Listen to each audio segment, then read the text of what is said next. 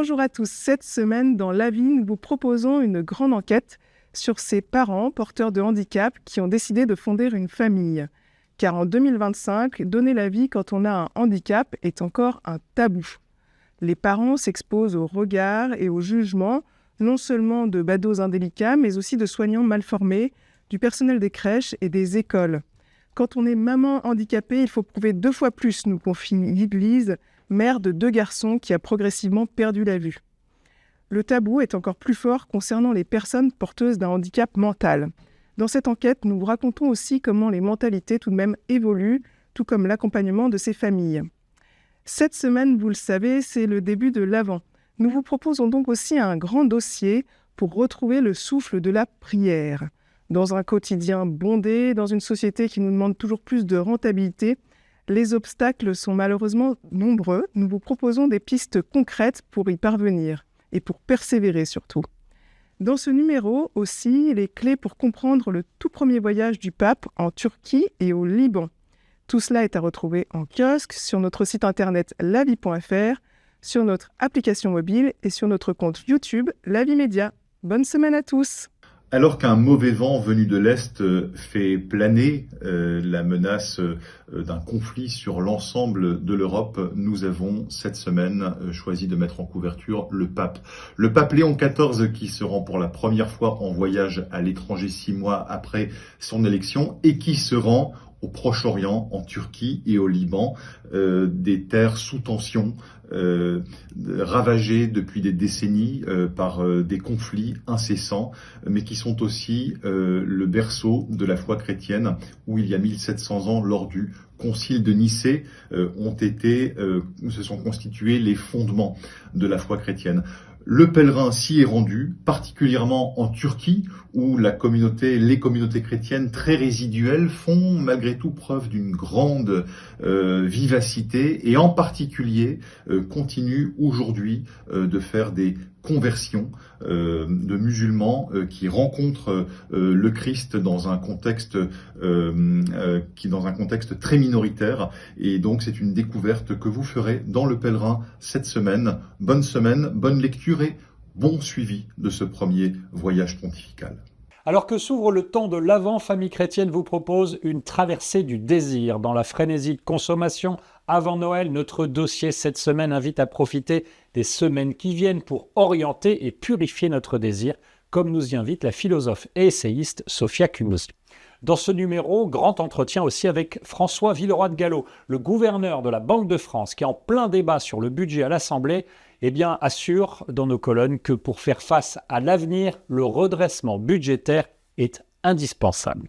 Nous nous penchons également sur le dernier rapport du Secours catholique qui pointe ces 30 dernières années une inquiétante dégradation de la situation des plus vulnérables. Un reportage nous mène d'ailleurs à l'Oasis des familles à Malakoff, près de Paris, où le Secours catholique accueille des mères étrangères avec leurs enfants.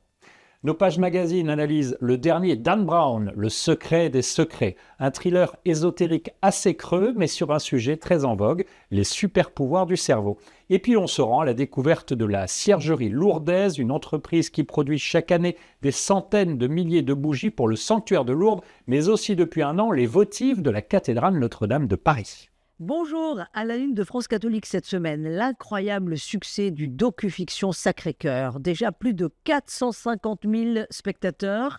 Alors, entretien avec les réalisateurs Sabrina et Steven Gunnell qui racontent l'accueil du public fait d'incroyables moments de grâce. Ils confient aussi la façon dont le film a changé leur regard sur la France, un pays qui souffre, à qui il manque Dieu. Coup de projecteur, bien sûr, sur le sanctuaire de Paray-le-Monial consacré à la dévotion au Sacré-Cœur. Il est le lieu d'une fréquentation inattendue, de conversion et de belles confessions depuis la sortie du docu-fiction. Le film va maintenant être diffusé à l'étranger, dans toute l'Europe, en Afrique, au Liban, aux États-Unis. Alors Hubert de Torcy, le président de SAGE qui distribue Sacré-Cœur, explique que le film révolutionne la place du film chrétien dans l'univers du cinéma. Vous comprendrez pourquoi en lisant l'entretien. Dans France catholique également, comme chaque semaine, la revue de presse de Guillaume Bonnet, elle évoque l'enquête de l'IFOP qui souligne l'envie de radicalité des jeunes musulmans de France. La chronique apologétique de Ronan Archier en matière de sexualité. De quoi l'Église se mêle-t-elle? Vous aurez des arguments pour entrer en conversation. Et puis on termine avec le tour des saints des diocèses. Halte dans le diocèse de La Rochelle pour découvrir Sainte-Trope, un saint guérisseur, premier évêque de la ville de Saintes au 1er siècle. France catholique sur abonnement et sur france-catholique.fr. Bonne semaine à tous. Bonjour, à la une de Réforme cette semaine, des protestants américains qui s'élèvent contre les dérives de Donald Trump, un an ou tout juste après sa réélection. En cause surtout la politique d'expulsion massive des étrangers et les pratiques brutales de la police de l'immigration, la fameuse ICE. Ce sont elles qui font beaucoup réagir les chrétiens, à l'image du révérend William Barber. Des protestants, pasteurs ou pas, se mobilisent à Chicago, à New York ou ailleurs. Et puis, les pratiques de Trump désorientent parfois même ses propres électeurs, comme ces chrétiens qui quittent le mouvement MAGA, même s'il faut dire qu'ils sont bien peu nombreux. En complément, nous faisons le point aussi sur les fameux contre-pouvoirs, fondements de la démocratie américaine, qui eux aussi sont mis à mal. À lire aussi dans Réforme cette semaine d'autres sujets, la campagne du Centre d'action sociale protestant pour le 0 enfant à la rue, alors que les températures recommencent à baisser, ou encore les textes du premier dimanche de l'Avent, qui marque la nouvelle année liturgique. C'est l'occasion de voir que toutes les églises ne suivent pas forcément le même lectionnaire, le même plan de lecture pour les lectures du dimanche. On retrouvera tous ces articles et les rubriques habituelles dans Réforme par abonnement ou sur réforme.net. Bonne semaine.